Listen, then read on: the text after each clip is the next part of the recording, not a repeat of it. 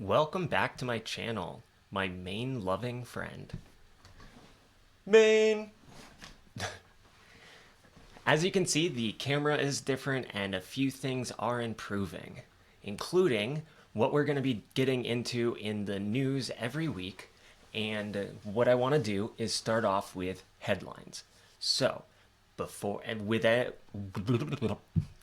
any more ado, let's get into what we're going to be talking about today so that you know what is up and coming. First, we have latest projection points to modest revenue boost for Maine government. So we're actually making more money in the next 2 years than expected. That's good news, right? Or do we know exactly what Governor Janet Mills is going to do with that? Leave some comments below. I have a couple articles on that. Then we get into legislative package meant to advance racial equity in Maine. Anytime I hear about racial equity or any of these certain social justice terms, I think we all get a little bit triggered because they've just been thrown around so much. But in this case, it's talking about indigenous and tribal population. And since they were here first and their ancestry goes back farther than any other settlers, I do think there is a certain due respect that is due. We can discuss that more, so stick around to hear my point. Maine senior citizens are going to be in the crossfire. I mean, they have been for a while now. Maine's average age is 44 plus years, which is the oldest average in the nation. That means there are more people getting ready to retire than are entering the workforce. And that has some pretty profound implications. So looking into senior citizens and senior citizens' well-being and all aspects of senior citizenship, I do want to investigate and look into in more depth. Maine Climate Council has issued its 2023 report, and I did think that would be something worthy of looking at with you guys. And I have a couple articles on those.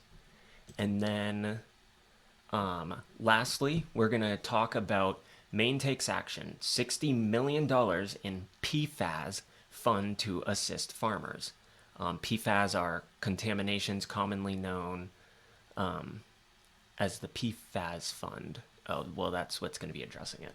So that's what's coming up. I know, it doesn't sound that fantastic. I was trying to find ways to spin it to make it a little bit more catchy and fun. And don't get me wrong, I'm going to try. But sometimes the news is dry. If we're always chasing sensational news headlines, then we are kind of crafting the kind of articles that we want to see and hear about, rather than allowing the news to kind of come about naturally.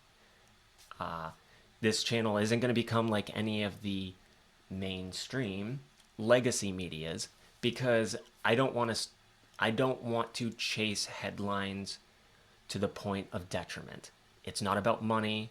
It's not even really about followers. It's more about getting my voice out there and allowing others that are on the same page to know that there are others like them out there. So we have a lot to talk about. So let's get into it.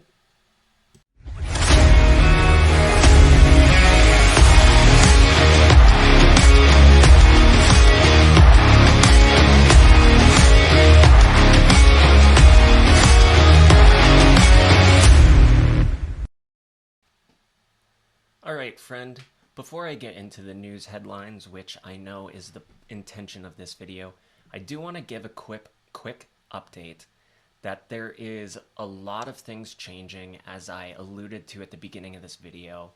I mean, the visuals, the audio is going to be changing. A good friend of mine, 𝗦𝗬𝗕𝗘𝗦𝗧𝗜𝗍𝒑, has donated some of his sound equipment and I am blown away.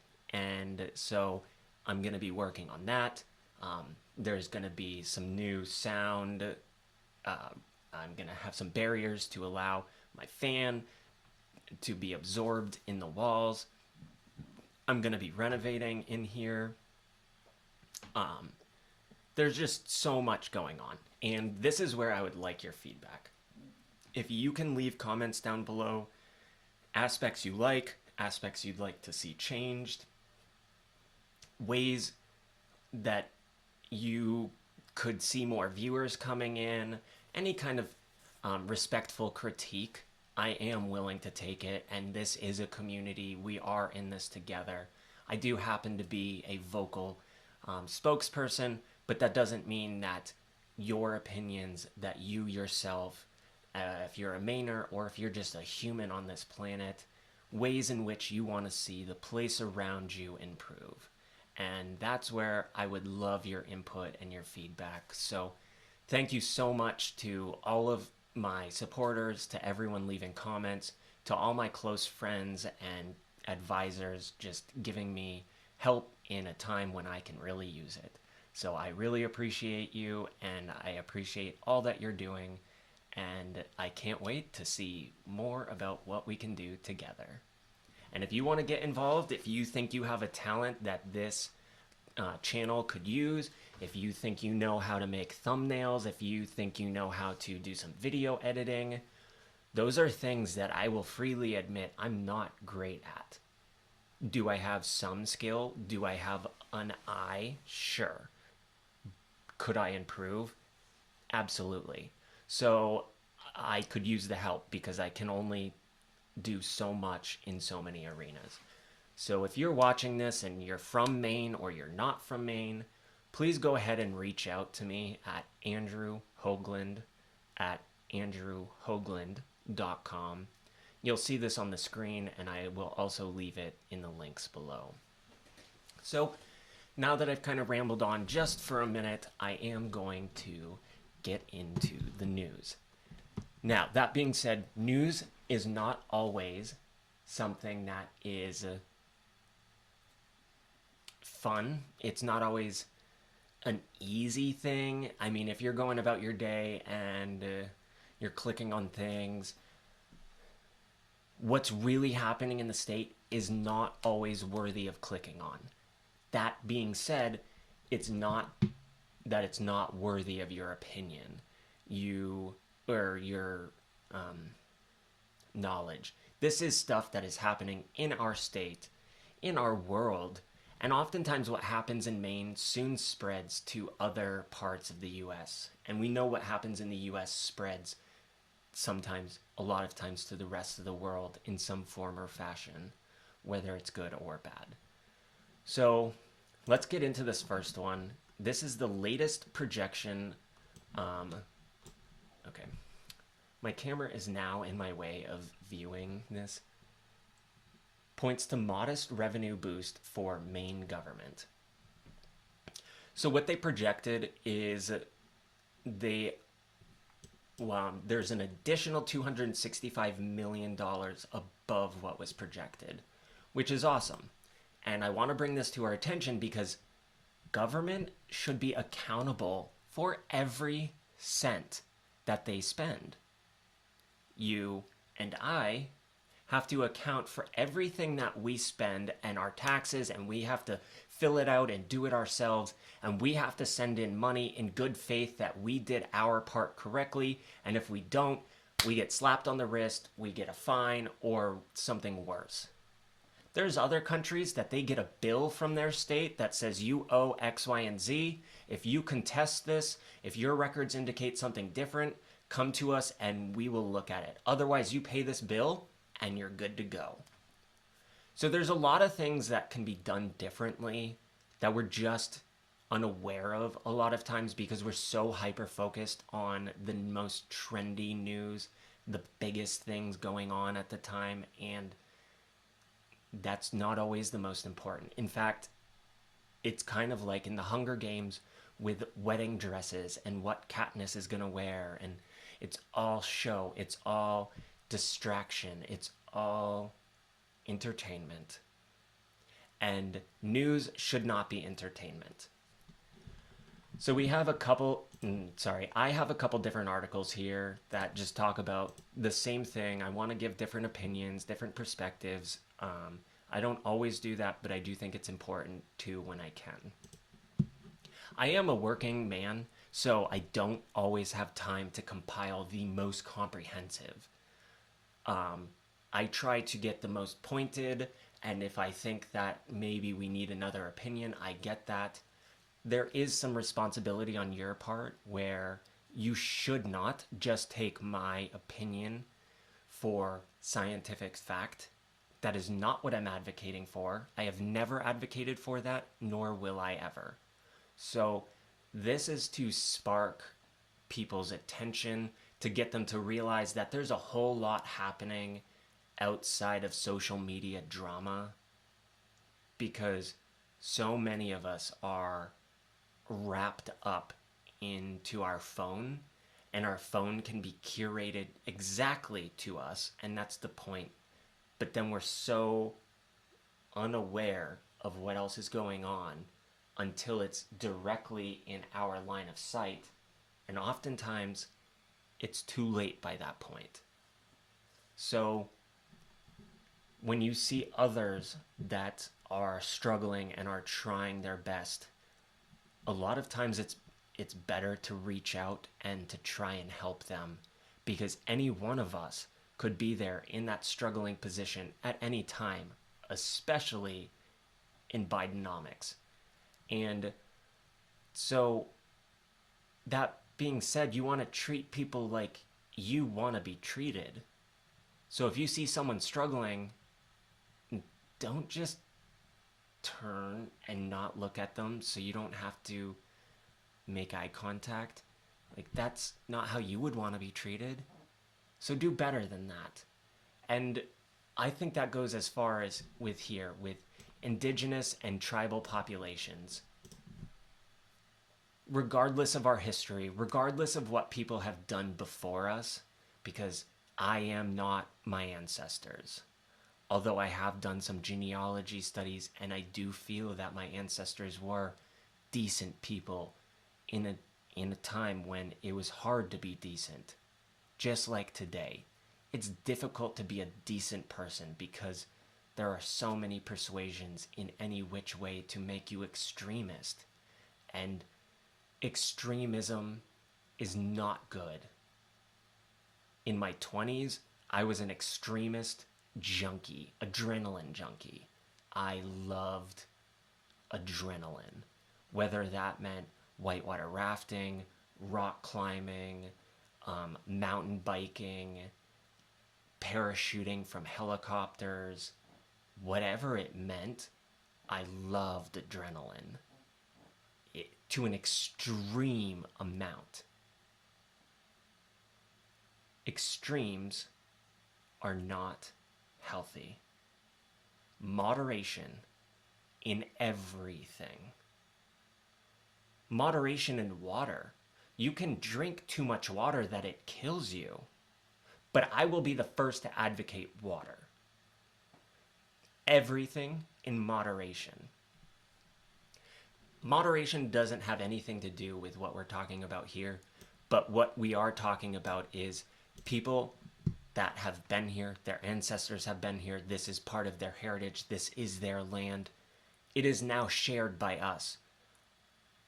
The people that are born in indigenous tribes, indigenous peoples, they didn't choose to be born here any more than I chose to be born here. Yet we're both here. And I do think that there is a coexistence that can happen and must happen. And I think we're special here in America because we have not completely silenced, decimated, or committed genocide on the native people. I know that there are allegations out there, but if you compare it to other places across the globe with civilizations, whole civilizations that you've never heard of, that have been conquered and decimated, even into more modern Europe, where the native peoples of Europe pretty much no longer exist. No one is perfect. I'm not perfect. You're not perfect. But I do believe that we can try to do better. And I do think we can do better. And I think it comes with hard conversations like this, with tribal sovereignty. I mean, that was written into the bylaws. I mean, there are certain constitutional rights in the states, not to mention federal. So to renege on that is highly disrespectful, and it looks so bad for the people doing it. And I, for one, do not want to be one of those people. So when it comes to hard conversations, indigenous tribals, individuals, the populations, they deserve a voice. They deserve to be heard. And we need to hear them out, and we need to come to a collective understanding. And a lot of this news that I bring to you, it's not sensational. I really am trying to just spark conscious thought, because we can all do better. We can all try harder. And if we all try harder, just if we all try 1% harder tomorrow, imagine. Maybe we can't even reach 1%, but imagine if we reach, all of us, just reach 0.003% tomorrow better. And we do that day in and day out. There's no stopping us. And as a Mainer, as an optimistic to a fucking flaw where I just don't give up in face of opposition, I do believe it's possible. And I do think that we can do this. That being said, I don't believe that human-run civilization will ever be perfect, because humans are flawed. I do think there comes a time and a place where someone higher, something higher has to step in. And that's a little bit different for all of us, but at the bottom, at the core of it, I think a lot of us agree, and I do want to expand into that and try and understand differences to try and come to the most common denominators, because I believe that they exist. And I believe that we as humans, we are all a human race. We all bleed the same color. We are one and the same, regardless of how we look on the outside, because I did not choose where or when or whom I was born to. I just was. Same as you. But that is not a negative. Difference is not a deficit. Remember that. So going from here, we have a 22-year-old that killed a 62-year-old. And not only that, I mean, this individual was clearly mentally distressed, and we have to do something about the mentally distressed, because crime and violent crime is on an increase here in Maine. And having spent the majority of my life in the state of Maine, this is alarming, because I'm 33 years old, and there are so many people that are older than me that have never seen this kind of thing.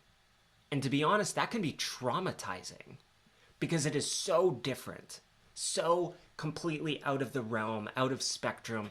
It's, what do we have to do? Because this doesn't even involve guns. This doesn't involve guns. So what are we going to do if it doesn't involve guns, but violent crime is still happening? And then the police chased this guy, and then he intentionally drove into a ditch. They tried to stop a person.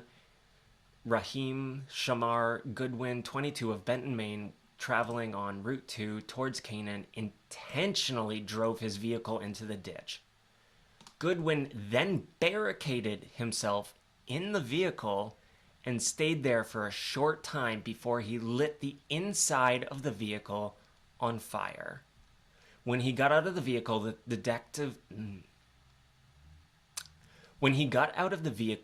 detectives, along with Somerset County Sheriff's Office, were able to arrest Goodwin and take him to Somerset County Jail. mental health is clearly something we need to consider, and we need to look into this, and we need to figure out how we can help these individuals, the younger individuals and the older individuals, because murder in the state of Maine, homicide in the state of Maine, it's not really heard of.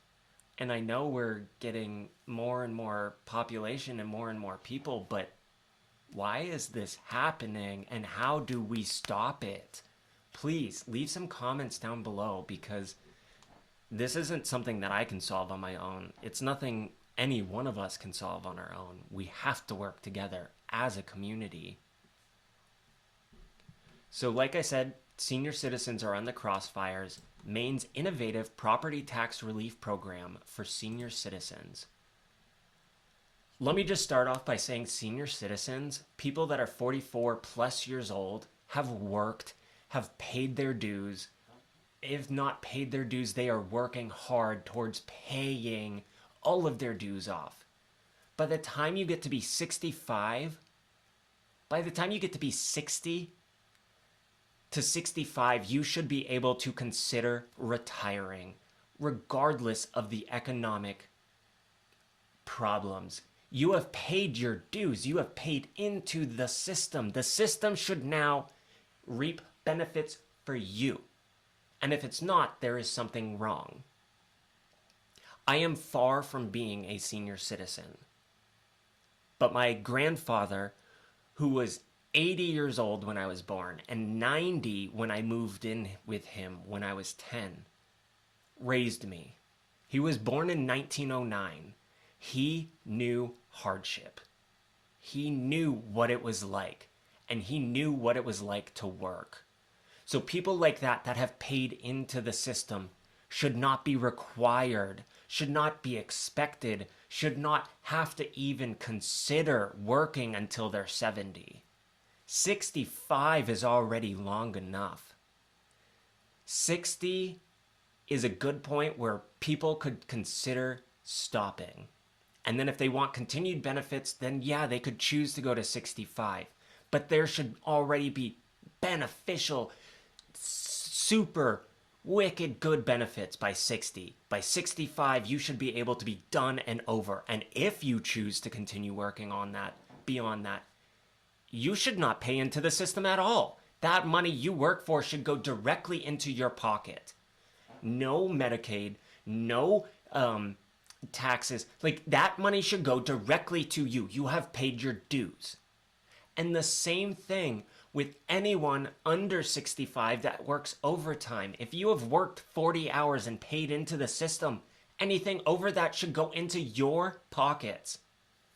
And maybe this doesn't seem like it deals with senior citizenship, but honestly, I think it's all connected. And if you agree, let's comment down below, because let's start some conversation. We can really do something if we do it together. I do believe that. So Maine Climate Council gives a progress report in the 3rd year of its climate action plan. In our climate action plan, we are ahead of time, which, I mean, I like being ahead of schedule. I'm not a procrastinator, so I would prefer to be ahead of time. That being said, I don't know if this is the best way that we can be spending our money.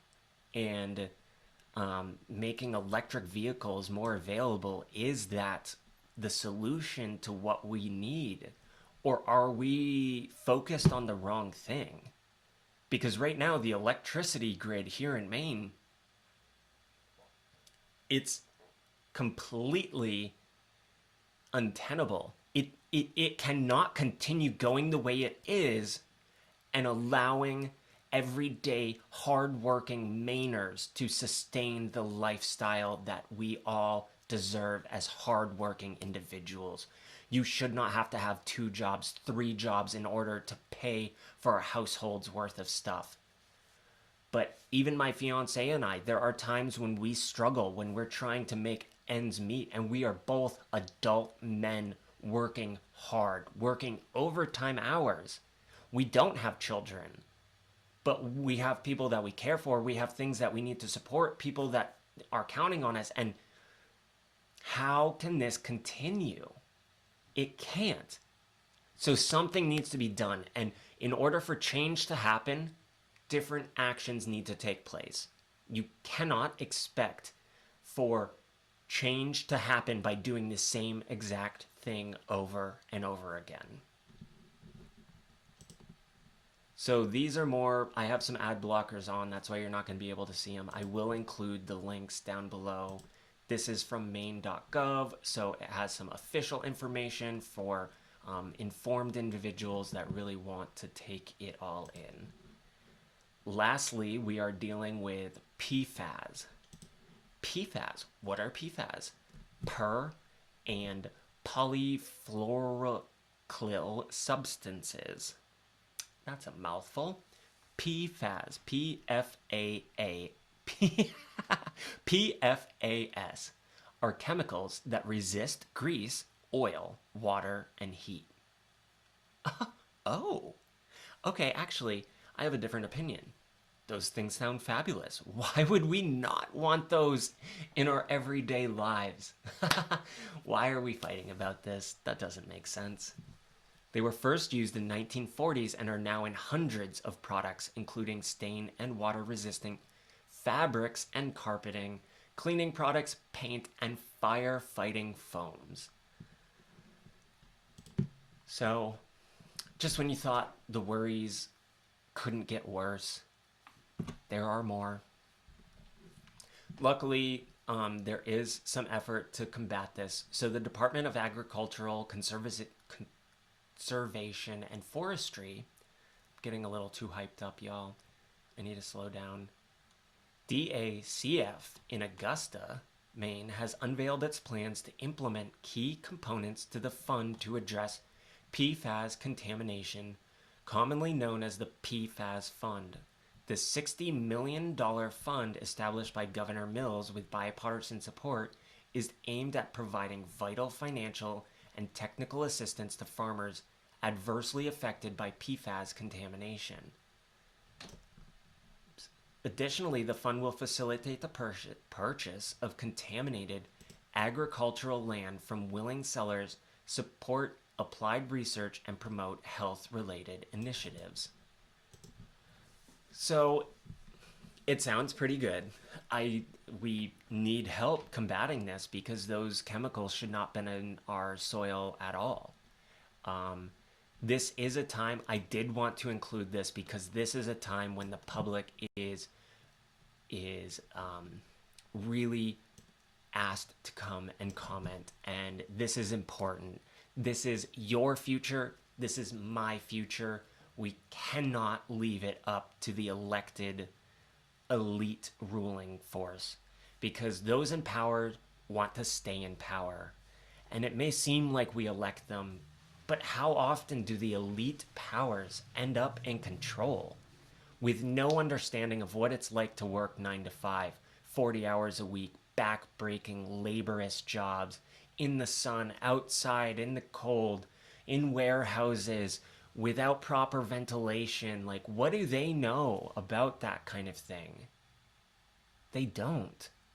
That's the truth. You, soccer mom with 3 kids, you grew up in an affluent household compared to me. I grew up in a trailer home. I have 6 siblings. I am a gay individual with no children. I'm more conservative. You might be more liberal. You and I have more in common than the elite ruling class. You and I have more in common than anyone that we have elected into power recently. So just remember that. We are so much more similar, regardless of skin color, regardless of religious background, regardless of the state or the country you grew up in. We are so much more similar than the people that we see on the news. So maybe it's time that we start changing the faces that are on news by electing community members, members that work hard have families, know what it's like to struggle, and want to make it better for others. Because I, for one, could get on board with that. And so I thank you so much for being here, for watching this, and I really hope that you stuck through. I tried to make it interesting and engaging. I can't always choose headlines that are flashy and sensational and clickbait worthy. So I'm not going to try, because that's not my image. That's not my reputation. I want to bring you the news that I think should be brought to you and should be understood and should have more awareness to them. So if you're like me, please go ahead and leave some comments down below, because I would really appreciate hearing your perspective. It's difficult when I talk to a camera one on none, when it's just me talking to nothing essentially, and then uploading it in the future. I want to know what you're thinking. I want to know how you feel in regards to what I say. If there's more that I didn't get a hold of, if there's something I didn't focus on, let me know. I really want to hear. So that being said, I really appreciate you sticking around, and if you haven't already, please go ahead to like and subscribe, because those things dramatically matter in the scheme of YouTube. Thank you for hanging out. Thank you for spending time with me, and I look forward to seeing you, my freedom-loving friend, in the next video.